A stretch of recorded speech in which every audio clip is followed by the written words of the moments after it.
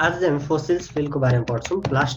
Fossils fuel last क्लासमा चाहिँ हामीले लाइक सोलर एनर्जी अथवा सनबाट हुने जुन फ्युल छ सोलर एनर्जी त्यसलाई पढेको थियौँ र सनमा हुने न्युक्लियर फ्युजन रियाक्सन पनि पढेको थियौँ र conditions for nuclear fusion reaction in सनदेखि लिएर एभिडेन्सको कुरा पनि गरेको थियौँ। भने आज फोसिल्स फ्युलको कुरा गर्छौँ अनि plus sun as a ultimate source of एनर्जीको बारेमा पनि हामीले लास्ट क्लासमै डिस्कस गरेको थियौँ।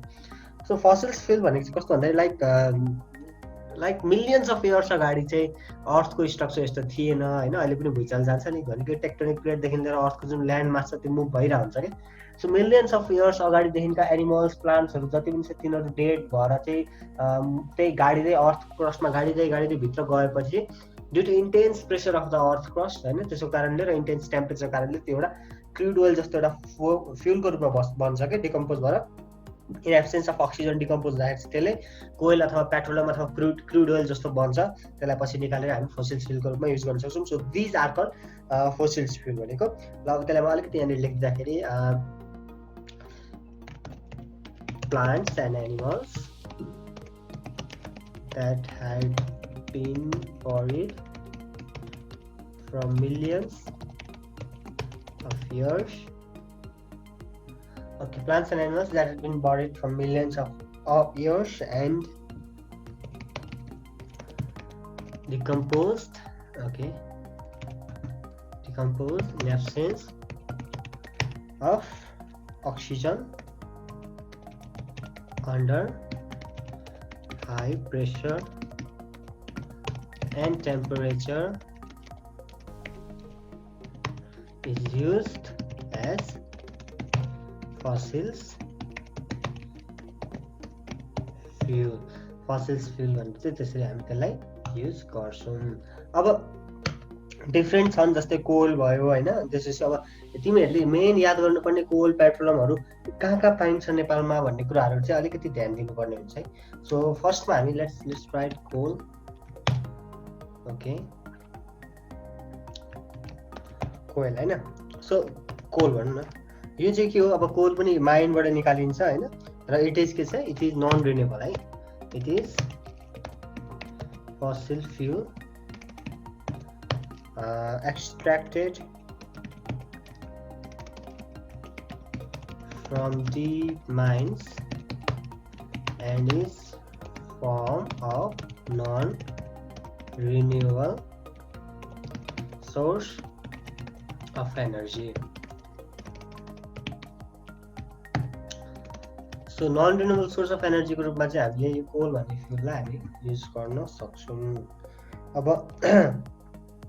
माइनिङ गरेर निकालिन्छ यो चाहिँ र यसको डिफ्रेन्ट फर्म्समा चाहिँ आउँछ क्या। जस्तै यो चाहिँ लाइक 4 डिफ्रेन्ट फर्म्समा कोल हामीले भेटाउन सक्छौँ र तिनीहरूको कार्बन कन्टेन्टहरूदेखि लिएर भोलाटाइल नेचरहरू मोइस्चर कन्टेन्टको रूपमा चाहिँ त्यसलाई हामीले डिभाइड गरेको है। They can be form in Nepal specially they can be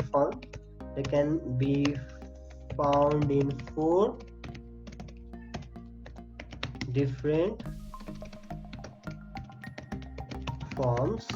so 4वटा डिफ्रेन्ट फर्ममा चाहिँ एउटा भयो लिग्नाइट, अर्को भयो सब bituminous,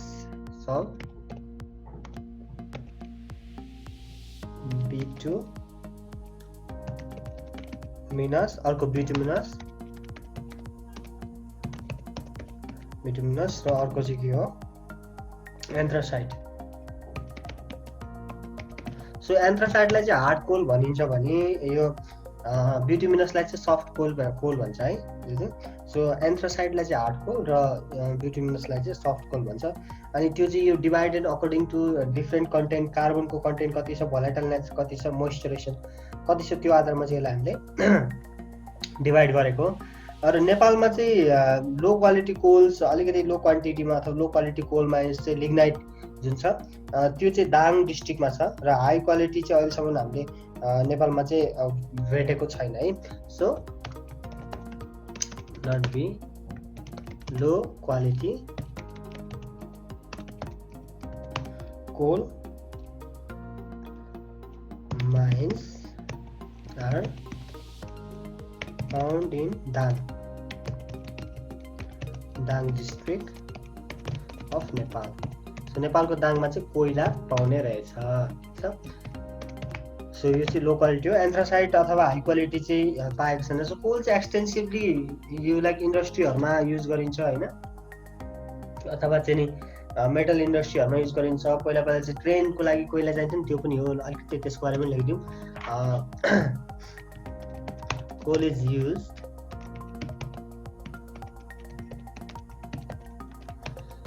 in metal industry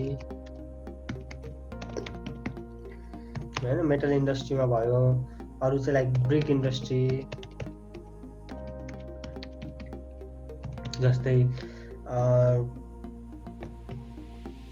cement industry, अरू पनि छन् जस्तै ट्रेन ट्रान्सपोर्टेसनको लागि पनि होइन, फर्म्स अफ फ्युल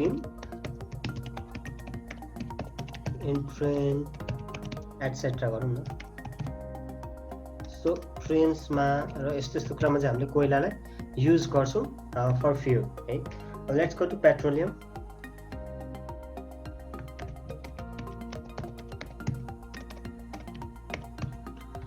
पेट्रोलियम भनेको हामी पेट्रोल बुझ्छौँ, जुन चाहिँ हामी बाइकमा चलाउँछौँ। बट पेट्रोलियम प्रोडक्ट्स भेराइटी छन्। जस्तै पेट्रोल भनेर हामीले बाइकमा युज गऱ्यौँ भने डिजेल पनि छ, केरोसिन छ, एस्फाल्ट भन्छ, प्याराफिन ओइल भन्छ होइन, अथवा अरू लुब्रिकेन्ट्स ओइलहरू, पेट्रोलियम ग्यासहरू, त्यो सबैलाई चाहिँ हामी कलेक्टिभली पेट्रोलियम भन्छौँ क्या। जस्तै पेट्रोल, डिजेल,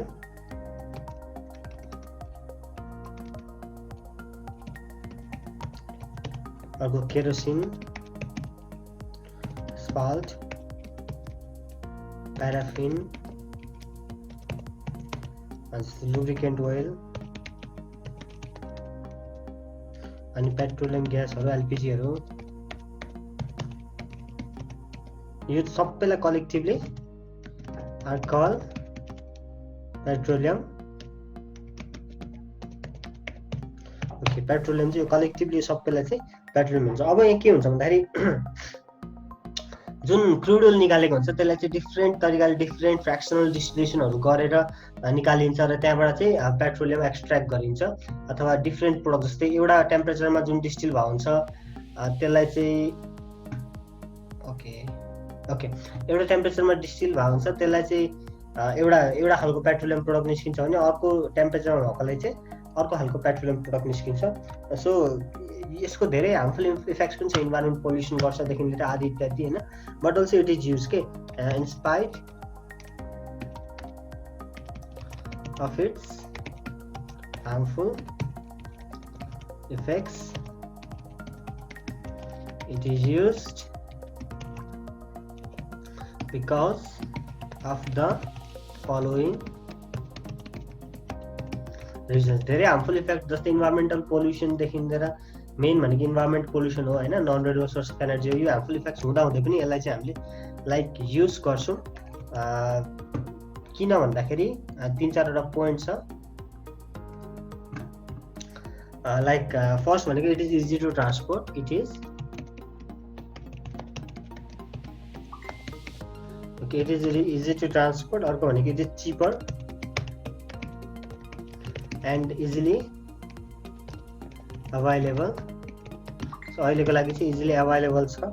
अनि it is used to run variety of machine है, it is used to run variety of machines। so variety of machines हरू चाहिँ यसले युज गरिन्छ र it can be used in different like industries and that require more heat and also to generate electricity।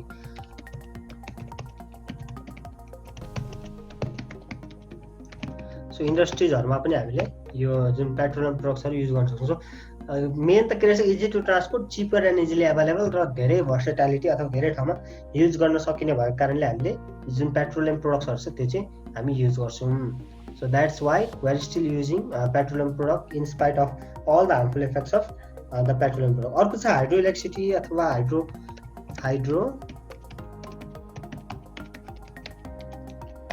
Electricity. यो चाहिँ अर्को form of energy हो। यसलाई हामी C गर्दिनौँ।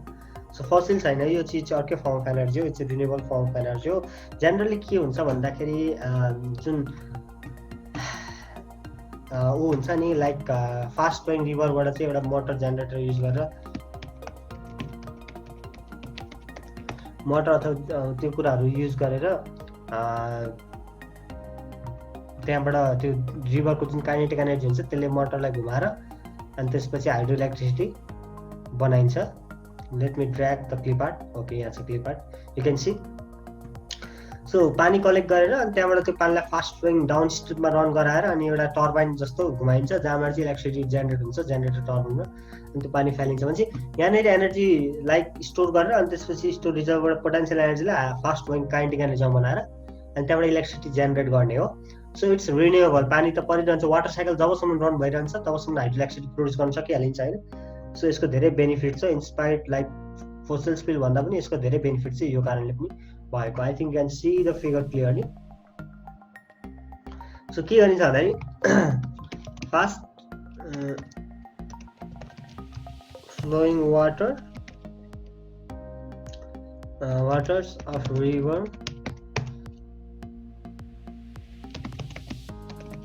used to produce hydroelectricity.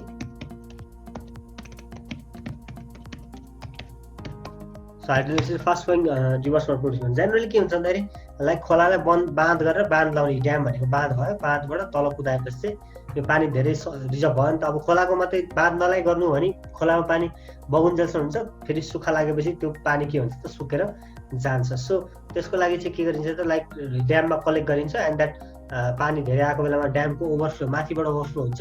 यदि धेरै आयो भने र कम्ती हुँदाखेरि त्यहाँनिर कलेक्ट भएर बसिरहन्छ जुन चाहिँ कन्टिन्युसली युज भइरहन्छ। So this is the main point त्यसको हाइड्रो इलेक्ट्रिसिटी प्रोड्युस गर्नेको। अब नेपालमा अहिले चाहिँ क्यापेसिटी बढिरहेछ, तर पहिला चाहिँ like around less than 100 megawatt थियो होइन। अब अहिले चाहिँ नयाँ नयाँ ठुल्ठुला परियोजनाहरू चल्दैछन्। सो लेट्स होप केही वर्षपछि लाइक धेरै प्रोड्युस हुन्छ होला।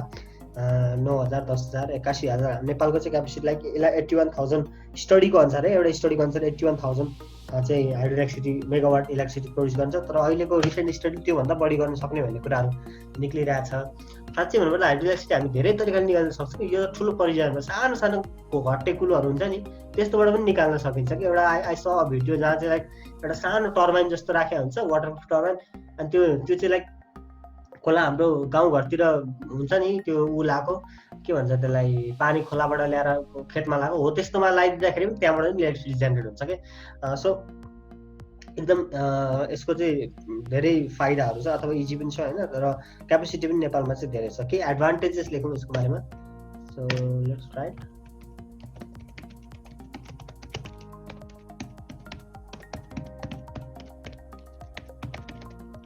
Advantages of hydroelectricity. Advantages भएछ। So advantages of hydroelectricity धेरै एडभान्टेज छ। इनिसियल कन्स्ट्रक्सन कस्ट चाहिँ महँगो हुन्छ, तर यो लङ रनमा चाहिँ यो के हुन्छ चिप हुन जान्छ। जस्तै initial construction cost is high but the cost in a long run is comparatively cheap. So एकदम सस्तो पर्न जान्छ जब यसलाई चाहिँ लाइक लङ रनमा त्यो हुन्छ, त्यति बेला चाहिँ के हुन्छ एकदम चिप हुन्छ हाइड्रो इलेक्ट्रिसिटी। अर्को भनेको it does not pollute the environment.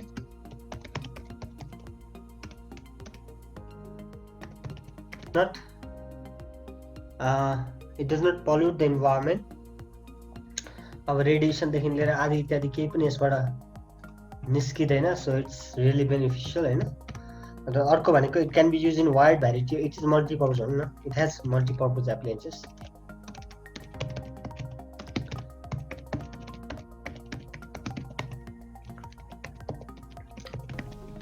जस्तै अब घरमा बत्ती बाल्नदेखि लिएर हिटर, ग्यासको काममा इन्डक्सन चुलो, गाडी इलेक्ट्रिक कार्सहरू इफ राम्ररी एक्सप्लोइट गरेको छैन, तर एक्सप्लोइट हुँदाखेरि इलेक्ट्रिक कार्सदेखि लिएर फ्यान्स होइन, त्यसपछि फ्रिजरहरूदेखि लिएर एभ्रिथिङ चाहिँ हाइड्रो इलेक्ट्रिसिटीबाट रन गर्न सकिन्छ क्या। सो हाइड्रो इलेक्ट्रिसिटी नभने इलेक्ट्रिसिटी जुन चाहिँ हाइड्रो इलेक्ट्रिसिटी भनौँ यसलाई होइन, त्यहाँबाट हुन्छ। सो मेनी डिभाइस यसले युज गर्न सकिन्छ र डिफ्रेन्ट इन्डस्ट्री वाइजको डिफ्रेन्ट युसेसहरू छ। So let's not write more than this about this है।